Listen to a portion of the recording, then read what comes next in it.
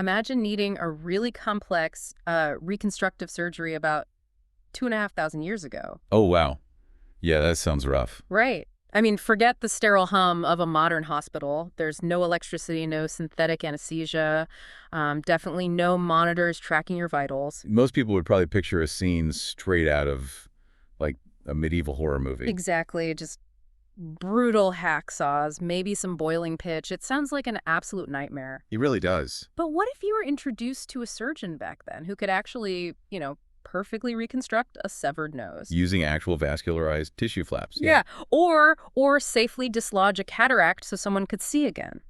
Or meticulously repair a complex bone fracture using techniques that, and this is the crazy part, directly mirror what happens in high-tech surgical theaters right now. It completely forces a recalibration of how we view the history of science, It honestly. really does. And that is exactly our mission for you today in this deep dive. We have this ingrained, almost arrogant bias, I think, that medical history is just this strict, linear progression. Like it's just a slow crawl from total ignorance to our modern brilliance. Right, exactly. But looking closely at this specific era, it completely shatters that narrative. We aren't talking about crude trial and error here. We are exploring the life, the analytical mind, and the groundbreaking surgical manual of Sushruta, the ancient Indian physician who is universally recognized as the father of surgery. And we are looking at a deeply systematized empirical approach to human physiology, one that actually predates the Hippocratic corpus. Yeah, so for this deep dive, we've pulled together an extensive collection of historical translations, modern reconstructive surgical journals, and archaeological analyses. We really want to extract the most fascinating insights into his world for you. Crucially, though, we're going to look beyond just a catalog of what he did. Right, it's about the why. Exactly. The real insight is understanding the underlying biomechanical and physiological logic he applied. He wasn't just doing party tricks. He understood tissue healing, the physics of surgical cutting, the invisible vectors of disease. Yeah, a methodology that is just startlingly relevant to modern clinical practice today. So whether you have a deep fascination with medical history or you're curious about the actual origins of modern surgical practices, or, you're just looking for a staggering story of human ingenuity, this deep dive will completely reframe how you look at antiquity. It really is a mind-bending topic. Okay, let's unpack this. Let's start with the man himself, focusing on his biography, because you really cannot understand his innovations without understanding the specific intellectual world he lived You in. just have to know the context. Right. So we need to ground ourselves in roughly 600 BCE in the ancient city of Kashi. Which we know today is Varanasi, sitting right there on the banks of the Ganges. Right. And to contextualize 600 BCE, we're in the later Vedic period. This is pushing into the era of the great early republics and kingdoms of India. And Kashi wasn't just a place where a lot of people lived, right? No, not at all. It was this massive intellectual and philosophical superhub. The Ganges was obviously an economic highway, but it was also a conduit for scholars, ascetics, early scientists. A real melting pot of ideas. Exactly. It was a time of immense intellectual ferment. A golden age where early metaphysical philosophies were basically colliding with hard empirical observation. And Sushruta was very much a product of that exact environment. He was. So his lineage reflects that collision of the spiritual and the empirical. He belonged to the lineage of the revered sage Vishvamitra, but his actual medical education took place in an ancient ashram school, a gurukul. Right, under the direct instruction of Devadasa, the king of Kashi. Who was traditionally considered an earthly incarnation of Dhanvantari, the deity of Ayurveda. And that holistic Ayurvedic foundation is totally essential here. Because Ayurveda is the science of life, right? Yeah, it operates on the principle of balancing bodily humors or doshas alongside mental and spiritual equilibrium. But what elevates his biography from just a purely religious narrative into the realm of hard science is how he actually applied this philosophy. Exactly. Yep. He looked at this vast holistic system and realized that, well, diet and herbs are crucial for internal medicine, sure, but sometimes you have mechanical problems. And mechanical problems require mechanical solutions. Right. A shattered femur or a massive internal abscess. You can't cure that just by balancing your spiritual energy. No, you need precise physical intervention. You need surgery. Exactly. And that brings up the methodology of his education, which I find wild. It completely challenges our modern reliance on external data. He learned in the Guru Shishya tradition. The strict hereditary model. Yeah, where the entirety of a medical education was transmitted orally. Let's just pause on that for a second for everyone listening. Nothing was written down. Nothing at all. A student sat with the master and just listened, recited, and memorized. And if you think about the cognitive load of a modern surgical resident today, I mean, the massive textbooks, the digital models, the databases. It's an overwhelming amount of information. So how is it neurologically possible to encode and retain all those granular steps of complex surgery, plus thousands of diagnostic criteria, without writing a single word down? Make it make sense. Well, it seems impossible if you view memory like a static hard drive, which is how we tend to treat our brains today since we just offload all our data to our phones. True, I can't even remember my own phone number sometimes. Right, but the Guru Shishya tradition used sophisticated mnemonic technologies. The knowledge wasn't just delivered in normal prose. It was structured mathematically. Exactly, into Sanskrit sutras and shlokas. These are highly condensed metrical verses. The rhythm, the cadence, and the strict grammar of Sanskrit basically acted as a cognitive compression algorithm. So it's less like memorizing a textbook and more like compiling code? That is a perfect way to put it, yeah. The meter forces structural integrity. Okay, wait, how does that work in practice? Well, if you forget a symptom or a step in the surgical procedure, the rhythm of the chant literally breaks. Oh, wow. Yeah, the metric anomaly immediately alerts your brain that a variable is missing. It sounds wrong. So you know you messed up a step just because the song is out of tune. Essentially, yes. And furthermore, you can't just memorize a chaotic list of 1,000 diseases. No, that would just be word salad. Right. So this limitation of the oral medium actually forced these early scholars to become master taxonomists. They had to organize it perfectly. Exactly. To memorize it, they had to categorize every pathology, every anatomical structure, and every surgical step into perfectly logical, nested hierarchies. So the constraint of having no paper basically drove the innovation of perfect systemic organization. Exactly. The limitation built the architecture of the science itself. That is a phenomenal way to look at it. But, eventually human memory does hit a capacity limit.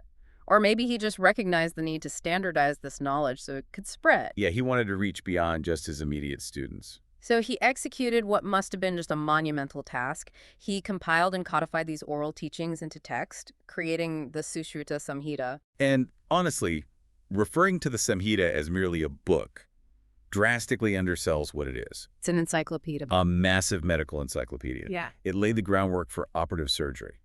Its scope is just astonishing. Yeah, we are looking at 184 chapters detailing over 11,120 distinct illnesses. And it catalogs 700 medicinal plants. Plus 64 specific mineral preparations and 57 animal-based preparations. Each with totally distinct pharmacological properties. And we need to make it absolutely clear for you guys listening, while his title is the father of surgery, he was an incredibly astute diagnostician of internal medicine, too. Oh, absolutely. He wasn't just a surgeon. Right. His text actually provides one of the earliest known descriptions of angina. A chest pain condition, yeah. But he didn't just document the symptom of radiating chest pain. He explicitly linked it to obesity and a sedentary lifestyle. Which is mind-blowing. He's recognizing the pathophysiology of metabolic syndrome thousands of years before we understood lipid panels or cholesterol.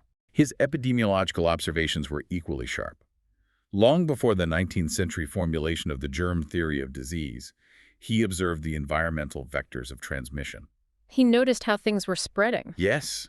He explicitly documented that certain types of mosquitoes were the primary vectors for malarial fevers. And that rats and fleas spread the plague. Right. He was mapping the ecological chain of infectious diseases through sheer long-term observation. Okay, but we really have to talk about his diagnostic criteria for diabetes, because this is where his empirical methodology really shines through. This is a wild one. Yeah, he classified the disease as madhumeha, and his primary diagnostic test involved noting that the urine of the affected patient tasted intensely sweet, like honey. And that it attracted ants and insects. Now, obviously, leaving aside the completely visceral reaction to a doctor tasting a patient's urine, I mean, how on earth does a doctor arrive at that technique? Let's actually analyze the physiology here. Why is the urine sweet, and how did he use that to formulate a treatment in 600 BCE? What's fascinating here is how this demonstrates his incredible reliance on all five senses for clinical examination.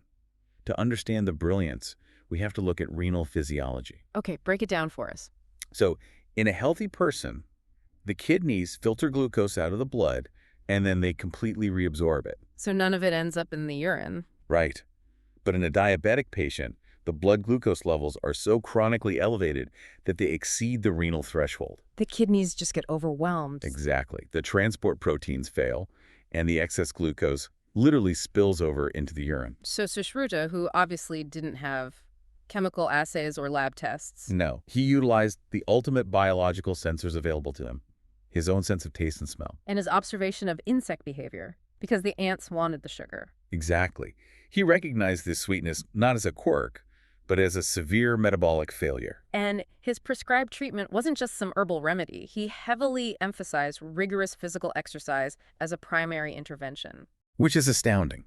We now know that skeletal muscle contraction stimulates glucose uptake, completely independent of insulin. Wait, really? Yes. By prescribing exercise, he was mechanically forcing the patient's muscles to clear the excess glucose from their bloodstream. That is just pure, unadulterated empirical science. He observed a systemic breakdown, used his five senses to verify the biomarker, and deployed an intervention that is still a cornerstone of endocrinology today. It's incredibly advanced. But if you're going to treat 1,120 diseases, and more importantly, if you are going to pioneer complex invasive surgeries, you cannot rely entirely on just looking at the outside of the patient. No, you need a topographical map of what lies beneath the skin. You absolutely need to understand human anatomy. But Sushruta hit a massive, seemingly insurmountable societal roadblock here. Yeah, the cultural context of ancient India is critical here. Society was heavily structured by Vedic rituals and religious texts. And a central tenet of that belief system was the profound sanctity of the human body in death, coupled with deep-seated concepts of ritual purity and pollution. Touching a corpse, let alone actively dissecting one with a blade, was a severe religious taboo. Right. Bodies were to be cremated, which returns the elements to nature perfectly, but it leaves absolutely no anatomical material for a surgeon to study. Run.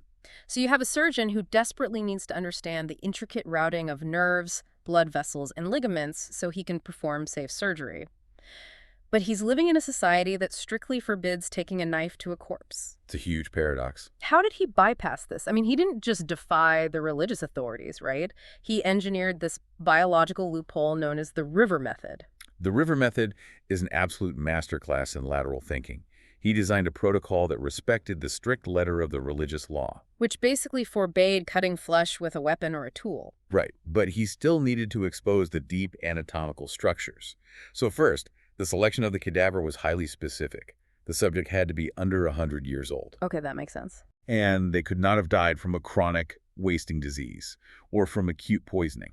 Because a chronic disease like, say, advanced tuberculosis or a severe poisoning would radically alter the baseline anatomy. Exactly. He needed a normative, healthy-looking anatomical specimen. So once he had a suitable specimen, what did he do? First, they cleared the intestinal tract. Then, the entire body was tightly bound and wrapped in specific botanical materials. I read it was primarily munja grass, kusha grass, and inner bark. Yes, and those weren't chosen at random. Those specific grasses have known antimicrobial, antifungal, and slightly astringent properties. Wow, so he was managing the bacterial load. He wasn't embalming the body to stop decomposition entirely, but he was creating a controlled environment to sort of dictate the rate of decay? Precisely. Once wrapped, the body was secured in a cage and submerged in a river. And he specified it must be a flowing body of water, not a stagnant pool. Why flowing water? Because flowing water maintains a constant cool temperature, which mitigates rapid putrefaction, and it mechanically washes away superficial microorganisms. So the body sits in this flowing river for exactly 7 days. The water slowly macerates the soft tissues. And when they retrieve the cage on the 7th day, the cellular bonds of the skin and the superficial fat layers have broken down. And here is where he satisfies that religious taboo. Instead of using a sharp iron scalpel to dissect the body, He used stiff bamboo brushes, or brushes made from the roots of the grasses, to gently sweep away the decomposed tissue. it was dissection by abrasion. That's exactly what it was. By slowly, methodically brushing away the soft layers, the tougher, more resilient connective tissues were exposed. Like the fascia, the muscles, the vascular networks, the ligaments, and the bones. Perfectly exposed in situ.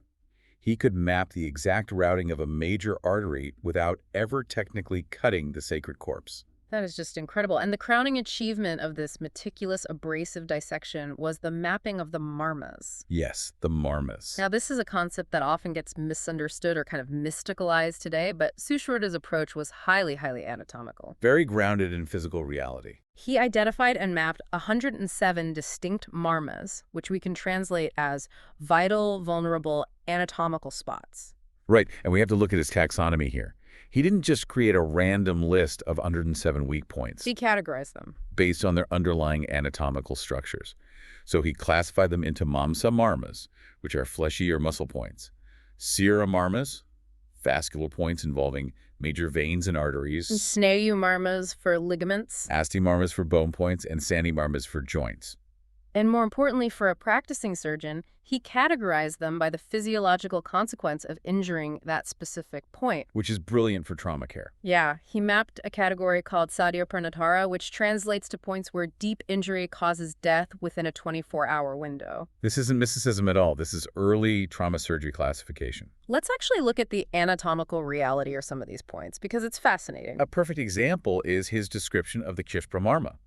He located this point in the interdigital space between the first and second toes, right between the big toe and the second toe. Sushruta documented that if this specific area is deeply pierced or crushed, the patient will die from convulsions. And if we look at modern anatomy, that exact region houses the deep plantar arch and critical neurovascular bundles. Exactly. And a deep, dirty puncture wound there, especially in an agrarian society, is a prime vector for tetanus. Clostridium tetani, yes. The death by convulsions he observed was almost certainly tetanus resulting from deep tissue trauma in that specific hard-to-clean space. That makes perfect sense. Or consider the Vitapa marma, which is located in the groin. He mapped this out and explicitly noted that surgical trauma to this area results in impotence. Anatomically, that correlates perfectly with the inguinal canal, which houses the spermatic cord and the testicular artery. Right, so you sever those structures during, say, a clumsy hernia repair, and the physiological consequence is exactly what he described. He also mapped vital points like the gutta marma in the anorectal region, where injury leads to massive, uncontrollable hemorrhage. So the purpose of this map wasn't just academic for him. He believed a surgeon must be an anatomist first. A radical idea for the time. Before you even pick up a blade, you have to memorize the topography of the minefield. By mapping the 107 marmas, he was creating a navigational chart for his students, teaching them exactly where not to cut. It established the concept of safe surgical planes. If you are removing a tumor from the neck, you have to know the exact trajectory of the carotid artery. And his map gave his students that spatial awareness. Exactly. But, anatomical knowledge is really only half the equation here. You can know exactly where a tumor is, but you can't exactly cut it out with a farming sickle. Definitely not recommended. Right. To execute these delicate procedures, you need specialized hardware. And this leads us to his contributions in surgical engineering. He was forced to invent an entire arsenal of specialized equipment. He detailed the design, dimensions, and functions of 121 distinct surgical instruments. And true to his style, he organized them meticulously. He divided them into 101 blunt instruments, categorized as yantras. Which included things like forceps, speculums, tubes, and levers. And then he classified 20 sharp instruments called shastras. Scalpels, lancets, saws, trokars. What stands out to me the most about the yantras, the blunt gripping tools, is his heavy reliance on biomimicry. Oh, that's brilliant. He looked at the natural world, which has spent, millions of years evolutionarily perfecting mechanical grip and leverage, and he reverse engineered it into surgical steel. Form follows function. If a surgeon needs to extract a deeply embedded foreign object, like an arrowhead, they need a tool that can reach into a narrow cavity. And exert immense grip strength at the very tip without blocking the surgeon's line of sight. And Sushruta recognized that the beak of a bird is mechanically evolved to do exactly that. Thus, the invention of the kankamuka, the bird beak forceps. He also designed tools modeled after the jaws of lions, wolves, and bears. Because a lion's jaw provides massive crushing and clamping force over a wider surface area, which is perfect for grasping larger tissue masses or stabilizing bone. It's an incredibly sophisticated understanding of biomechanical leverage. But a beautifully designed tool is totally useless if the material science is flawed. Right, it'll just break. And the metallurgy of these instruments was heavily regulated in his texts. He specified that they were not to be made of crude, brittle cast iron. They were forged from high-quality steel, copper, and occasionally gold or silver for specific chemical properties. And he provided intricate instructions for the tempering process. The tempering is absolutely fascinating. Yeah. He specifically dictated that an instrument used for cutting bone should be tempered completely differently than one used for incising soft flesh. Because he understood the relationship between the quenching medium and the crystalline structure of the metal. Right, like heating steel and quenching it in water rapidly cools it, creating a very hard but potentially brittle edge. Which is ideal for a saw meant to bite into bone. But if you quench that same heated steel in oil, the cooling process is slower. Yes, and that forms a different lattice structure. It results in a blade that is incredibly sharp, but retains a microscopic flexibility. So it won't snap when you're slicing through dense muscle fascia. He even used alkaline solutions for tempering tools intended for chemical cauterizations. And his standard for the sharpness of the sharp tools, the shastras, was absolute. The manual dictates that a surgical blade must be forged and honed so sharp that it could easily bisect a strand of human hair. To achieve that metallurgical control in a wood-fired forge in 600 BCE is just staggering. I really want you listening to visualize this. If you were to walk into a modern surgical supply room today and you strip away the plastic and the brushed titanium finishes the fundamental geometry of the tools, the retractors, the trocars, the varied scalpel blades, they would look almost identical to the schematics in his manual. Because the physics of incising human tissue haven't changed. So the optimal geometric solutions haven't changed either. Good functional design is timeless. Exactly.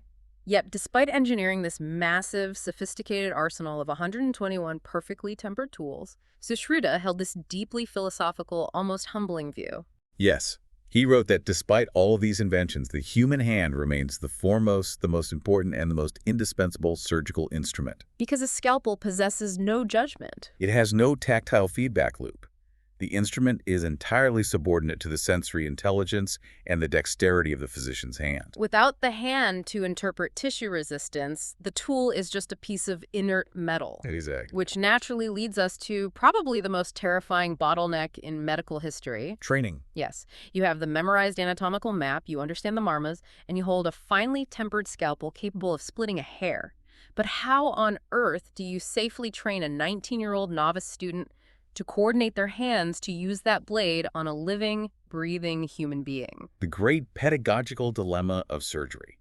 You cannot learn to cut without cutting. But the ethical violation of practicing on a live patient is absolute. Right. So Sushruta approached this problem by first breaking down the chaotic act of surgery into its fundamental kinetic components. He defined 8 core surgical competencies. He essentially isolated the basic mechanical movements. Right. The texts list Chadana for excision, Vedana for incision, Lakana for scraping, Vedana for puncturing, Ashan for probing, Aharya for extraction, Visravana for draining fluid, and Savana for suturing. By isolating those kinetic movements, he could create specific, targeted simulation exercises for each one. Okay, let's unpack this, because he essentially invented the first surgical simulation lab. Long before modern medical schools started spending millions on VR simulators and synthetic cadavers, Sushruta engineered a highly effective organic simulation lab. And the creativity of his simulations is brilliant, because he really recognized the need for accurate tactile feedback. Like, to teach a student Vedana the art of making a clean, continuous incision, he didn't let them practice on human skin. He had them practice on gourds, cucumbers, and watermelons. Which is genius. If you've ever drawn a sharp blade across a thick watermelon rind, you know it offers a very specific fibrous resistance. Followed by a release as you enter the softer pulp inside. Exactly. That mimics the tactile sensation of a scalpel cutting through the epidermis into the subcutaneous fat perfectly. So the student learns exactly how much downward pressure to apply. And how to maintain a steady velocity across a curved surface. That is wild. And to master Vedana, or puncturing, students practiced on the hollow stalks of water lilies, or the prominent veins of dead animals. Learning that delicate pop of entering a lumen without passing the needle entirely through the other side. And for aharia extraction, they embedded solid objects like seeds in dense jackfruits. The student had to use their bird beak forceps to navigate the sticky, fibrous interior of the fruit and extract the object without causing massive collateral damage. I mean, a jackfruit is incredibly tough and sticky. It's the perfect analog for complex tissue. And for suturing, Savannah, they practiced driving curved needles through various grades of animal hides and cloth. Learning how to gauge tension so the tissue wouldn't tear. To practice draining an abscess, they used leather bags filled with water, learning how to evacuate fluid without collapsing the cavity. If we connect this to the bigger picture, the anatomical proxies were incredibly well thought out, sure. Yeah. But the true genius here lies in the ethical framework underlying it. Right. Sushruta explicitly mandated that the early learning curve, the inevitable mistakes, the clumsy incisions, must occur on a vegetable or a piece of leather, never on a patient. He wrote that a student who achieves mastery over these inanimate objects will not falter, tremble, or cause unnecessary harm when they finally transition to human flesh. He codified the principle of do no harm into the actual training matrix centuries before the Hippocratic Oath. The ethical brilliance of a watermelon simulator. It really is. So this brings us to the culmination of all these disciplines: the mental conditioning of the oral tradition, the abrasive mapping of the river method, the metallurgy, the tactile simulation, it all synthesized into Sushruta's most famous and enduring legacy. Giving people their faces back. Yes, earning him the title Father of Plastic Surgery. Specifically, we are talking about his pioneering development of rhinoplasty, the surgical reconstruction of the nose. And to understand why an ancient surgeon dedicated so much intellectual energy to this specific procedure, we really have to look closely at the socio-legal context of ancient India. Why was there such a high, desperate demand for nose jobs? It had absolutely nothing to do with modern cosmetic vanity. No. In ancient Indian society, the nose was deeply culturally entrenched as the physical manifestation of a person's honor and social standing. Because of that immense symbolic weight, the judicial system actually weaponized it. The amputation of the nose was a formalized, highly common penal sentence for severe social transgressions. Things like theft, treason, or adultery. You even see this in major epics like the Ramayana, where the character Surpanaka has her nose amputated as a punitive measure. So physically, you had a significant population of people walking through the city bearing this highly visible, instantly recognizable stigma. They were permanently marked as dishonored outcasts, unable to participate in normal social or economic life. And Sushruta observed this permanent social exile and approached it as a solvable biomechanical problem. He wanted to reconstruct not just their airway, but their human dignity. And the surgical technique he developed to achieve this, the pedicle flap rhinoplasty, is just a marvel of physiological engineering. Let's walk through the mechanics of his procedure because it seriously reads like a modern operative report. He didn't just hack off a piece of skin and glue it to the face. No, the first step was incredibly precise templating. Right. He would select a leaf from a creeper plant and carefully trim it to match the exact size and geometric contour of the missing nasal defect. This leaf served as his precise surgical template. He would place it on the patient's cheek, or more commonly their forehead, and trace the outline. Now here is where the physiological brilliance kicks in. He used a scalpel to excise that exact shape of skin from the forehead, but he deliberately did not sever the tissue completely. This is the crucial part. He left a small bridge of skin and underlying tissue attached at the base, typically between the eyebrows. This attached bridge is called the pedicle. Why is leaving that bridge the absolute critical factor between success and catastrophic failure? It comes entirely down to blood supply and ischemia. Explain that for us. Well, if you completely excise a piece of skin, a free graft, you instantly sever its entire vascular network. It has no blood. Right. Without an immediate, robust blood supply, that tissue will become ischemic. It will undergo necrosis, turn black, die, and just slaw off the face. And Sushruta understood this intuitively. Yes, by leaving the pedicle attached, he preserved the supratrochlear artery and the complex venous drainage of that skin flap. So the flap remains alive. It's continuously fed by the body's own cardiovascular system while it is physically moved to its new location. He would literally pivot this living, bleeding flap of forehead skin down 180 degrees to cover the nasal defect. And then he would use his instruments to scarify or scrape the margins of the nasal stump to create a raw, bleeding edge. ensuring that when he sutured the living flap into place, the tissues would actually knit together through secondary intention healing. And he also accounted for the physiological function of the nose. He didn't just want a flat patch of skin, he needed to maintain the airway. Right, the patient has to breathe. So the text details how he inserted 2 hollow reeds into the nostrils before suturing the flap over them. Serving as an internal stent. It maintains the patency of the nasal passages so the patient can breathe, and prevents the healing flap from collapsing inward as the scar tissue contracts. Once sutured, he dusted the incision lines with a hemostatic powder made of licorice, red sandalwood, and barberry extract to manage the bleeding. Covered it in sterile cotton, and applied pure sesame oil to keep the graft hydrated. It is a full-thickness, vascularized skin graft executed with flawless logic. And what's amazing is that this specific technique did not just fade into myth. The Indian forehead flap has one of the most incredibly documented historical through lines. Bridging ancient Ayurvedic surgery directly into modern Western operating rooms. Which brings us to the fascinating story of Kawasji. The Kawasji story is basically the smoking gun of medical history. The year is 1792. We are in the midst of the Anglo-Mysore Wars in India. Kawasji was a bullock driver contracted to work for the British East India Company, and he was captured by the opposing forces of Tipu Sultan.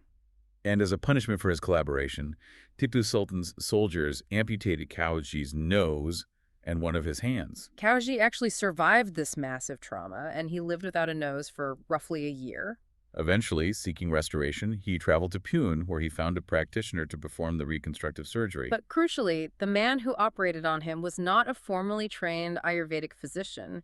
He was a man from the brickmaker caste. This highlights a massive sociological shift that had happened over the centuries. Right. Shifting religious orthodoxies had pushed many learned Ayurvedic physicians away from the messy reality of surgery. They relegated the physical act of cutting to the artisan and labor castes, barbers, potters, brickmakers. But these artisan families preserved the practical, mechanical steps of Sushruta's techniques, passing them down through generations. Even if the formal Sanskrit texts were lost to them, they knew how to do the surgery. So this unnamed brickmaker performs Sushruta's classic forehead pedicle flap rhinoplasty on Kawasji.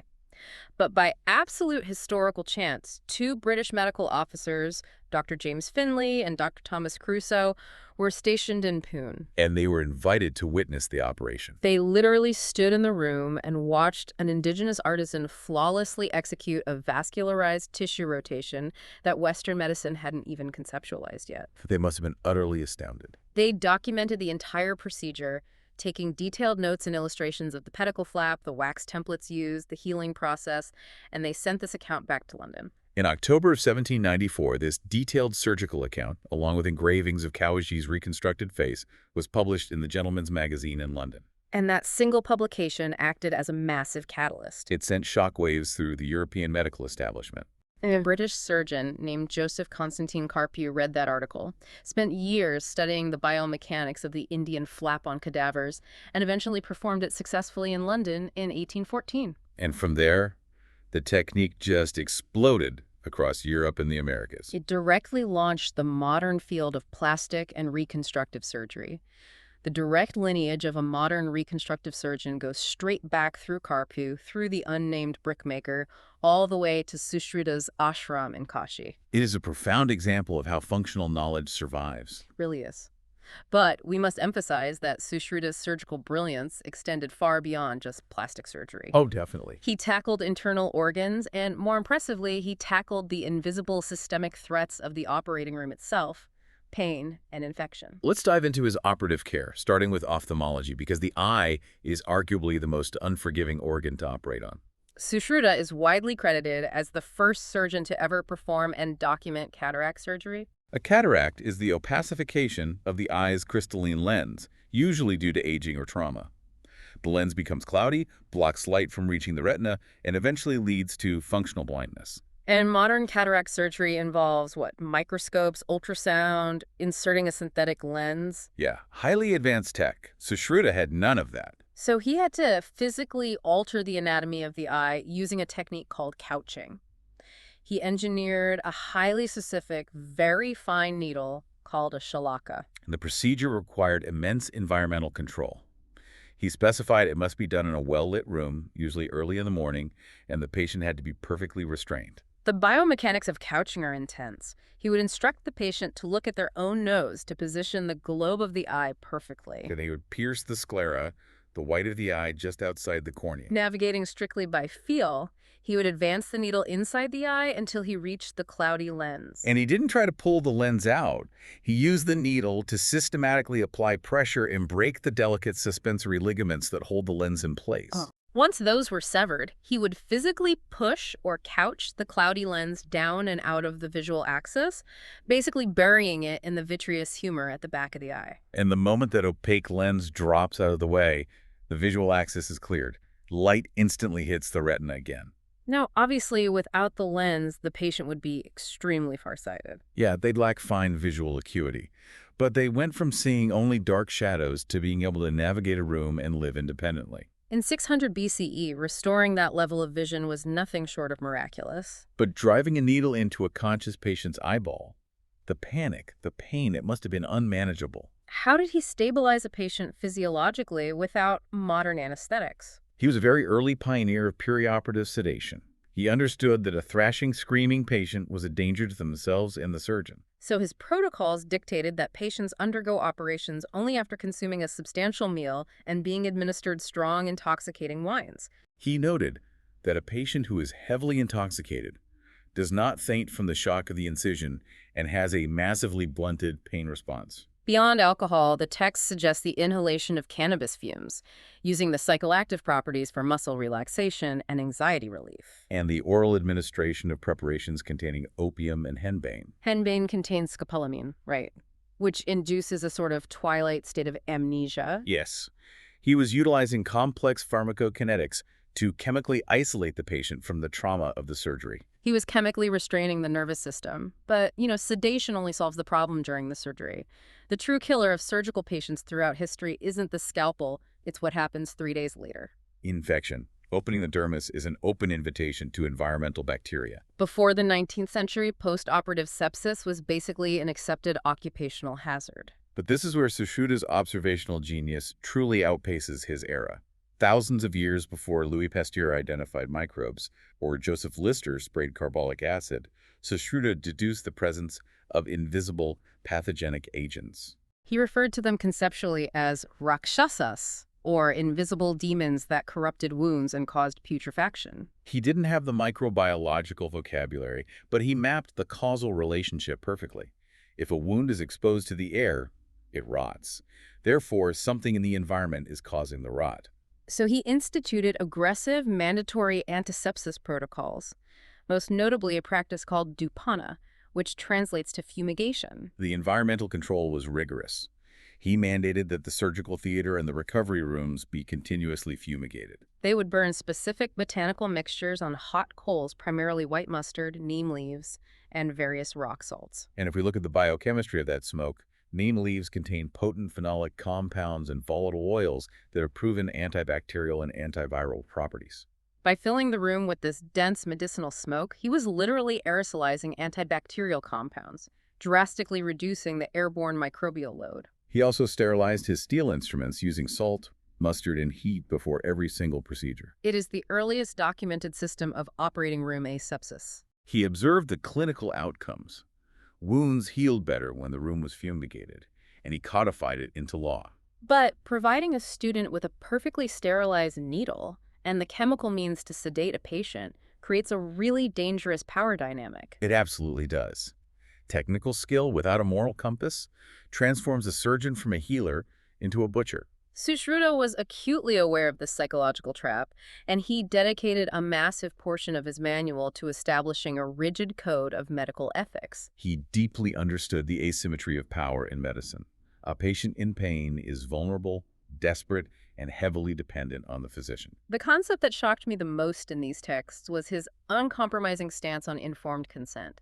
We usually think of informed consent as a relatively modern mid-20th century legal construct. But Sushruta made it the absolute bedrock of his clinical practice. It wasn't just a suggestion, it was a mandate. He decreed that before a surgeon ever touches a blade, they are ethically obligated to sit down with the patient and their family and explicitly explain the pathology. They had to outline the exact nature of the proposed surgery, the anticipated outcomes, and critically, the inherent risks and limitations. He demanded absolute transparency. He heavily condemned physicians who hid behind confusing medical jargon or a false god complex. And he explicitly wrote that any surgical intervention initiated out of ignorance or a desire for financial extortion would inevitably lead to severe patient harm and was strictly forbidden. To enforce this standard of excellence, he was one of the earliest advocates for formal medical licensure. After a student survived his grueling, multi-year curriculum, they couldn't just announce themselves as a surgeon and start cutting people. The texts dictate that the graduate had to present themselves to the ruling authority, the king, or the local magistrate, to seek formal royal permission to practice. It was a centralized regulatory mechanism designed to protect the public from quacks and incompetent practitioners. Yet, for all his rigid rules regarding licensure and consent, Sushruta possessed a highly nuanced, pragmatic understanding of reality. He knew biology doesn't always adhere to a schedule. His philosophy regarding emergency trauma surgery is incredibly profound. He recognized that dogma should never supersede survival. He outlined scenarios involving catastrophic, life-threatening emergencies, massive hemorrhage, acute airway obstruction. In these hyper-acute situations, he wrote that a physician must act with the urgency of a man trying to save a house that is actively on fire. If the house is burning to the ground, you do not pause to ask the owner to sign a consent form to kick the door in. Exactly. The triage philosophy takes over. He argued that in extreme emergencies, the surgeon is morally obligated to act swiftly to preserve life, even if it requires bypassing formal consent protocols. He basically formalized the concept of implied consent, the ethical assumption that any rational human being would consent to extreme interventions if it meant saving their life. If you analyze the pillars of his ethical code, beneficence, non-maleficence, autonomy, he was teaching the exact bioethical framework outlined by the modern World Medical Association. But he was doing it 2,500 years ago in an ashram on the Ganges. So we have explored the mind of a man who decoded the vascular system through river maceration, who forged biomimetic steel scalpels, simulated surgery on watermelons, mathematically rotated skin flaps, disrupted cataracts, and established modern bioethics. It's an overwhelming list of achievements. The glaring, unavoidable question is, if his methodology was this empirically brilliant, how did this knowledge permeate the globe? And conversely, why is the physical, tangible evidence of his era so incredibly scarce in the archaeological record? The dissemination of his intellectual legacy is a masterclass in the global transfer of scientific knowledge. Because the Sushruta Samhita was just too valuable to remain geographically isolated. By the 8th century CE, the reputation of Indian surgical prowess had reached the highly advanced courts of the Islamic world. The Abbasid Caliph al-Mansur, based in Baghdad, commissioned a massive translation movement, pulling texts from Greece, Persia, and India. He ordered the translation of the Sushruta Samhita into Arabic. It became widely known in the Islamic medical corpus as the Kitab Shah Shunahindi. The Book of Sushruta the Indian? This Arabic translation injected his surgical paradigms directly into the intellectual bloodstream of medieval Islamic medicine. Influencing polymaths like Rhazes and Avicenna. And as European scholars eventually began translating Arabic texts into Latin during the Renaissance, these concepts slowly filtered into Western consciousness. Ultimately leading to direct translations into German and finally English in 1907. The knowledge survived because text can be endlessly replicated. But the physical artifacts didn't fare as well. We do have some tantalizing physical evidence. Anthropologists have recovered Bronze Age skulls in the Harappan civilization, showing clear, healed evidence of brain surgery. And excavations at the Taxila Museum have yielded ancient spatulas, fine forceps, and medical probes. But given the massive scale of the Samhita, the physical evidence feels incredibly sparse. Why the historical gap? It comes back to the sociological shift we discussed with Kawasji. As subsequent centuries saw a tightening of caste rigidities and orthodox purity laws, the intellectual elite abandoned the physical practice of surgery. When the learned physicians stopped using the 121 instruments, they stopped maintaining them. The tools were relegated to the artisan classes, who repurposed them or melted them down over generations. The unbroken chain of physical preservation was basically severed. And there is a second, deeply frustrating reason regarding how history is literally unearthed. It has to do with the biases of early Western archaeology. When colonial-era archaeologists first began excavating the ancient cities of the Indus Valley, their search parameters were extremely narrow. They were cataloging the artifacts of power, royal jewelry, weaponry, pottery. These excavators were classicists and historians. They generally lacked any specialized medical background. Which brings us to a truly staggering realization. We began this deep dive by mapping his journey from an ancient riverside school to the fundamental mechanics of a modern operating room. It really is awe-inspiring to realize that every time a reconstructive surgeon maps a vascular pedicle, or a medical student practices a suture on a silicone pad, or a doctor sits at a bedside to honestly explain the risks of a procedure, the intellectual DNA of Sushruta is actively pulsing in that room. He is the unrecognized architect of the modern surgical mindset. But your point about the blind spots of early archaeologists leaves us with a fascinating, almost haunting reality to consider. We acknowledge that verified, tangible evidence of his surgical instruments is rare today because those early Victorian excavators simply did not possess the clinical vocabulary to identify what they were holding. They wouldn't know the difference between a highly specialized bird beak forceps designed for extracting bone shards and a generic blacksmith's tongue. A surgical trocar looks an awful lot like a leather awl if you don't know the difference in the metallurgy. Exactly. Which leaves us with a truly provocative question to ponder long after we finish here. How many revolutionary ancient medical devices or groundbreaking technological artifacts are currently sitting right now in the dusty basement archives of minor museums around the world, completely miscategorized? How many impeccably tempered 2,500-year-old surgical scalpels are currently cataloged under glass as basic agricultural tools or decorative hairpins, just waiting for a historian with the right medical expertise to walk past, recognize the geometry of the blade, and rewrite the history of science all over again? That is an incredible thought to leave you with. History might literally be hiding in plain sight, mislabeled in a museum drawer, waiting to be diagnosed. Thank you for joining us on this deep dive into the absolute bleeding edge of antiquity. Stay curious, continually question the linear narratives you've been taught, and keep seeking out the hidden histories of the world. Until next time.